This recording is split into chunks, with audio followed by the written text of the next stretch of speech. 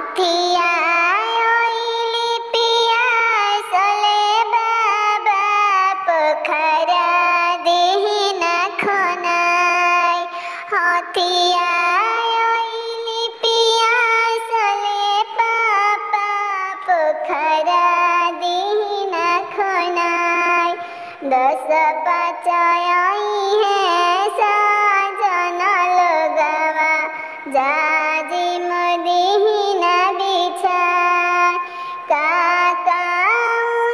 कर खोइनी जी पापा कथिया कोइनी उधार कामना कारणवाए बाबा साजन छेकेले दुआर पानवा कर खइलो बेटी सपरिया रखल उधार पानवा कर खइलो बेटी सपरिया रखल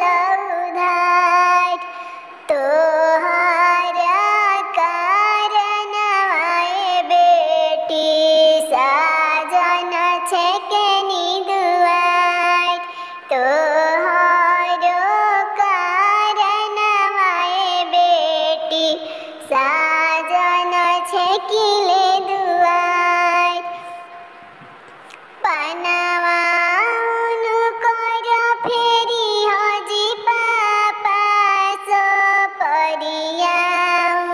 कर फेर दियावा विदा करी हजी पापा तब बदल दियावा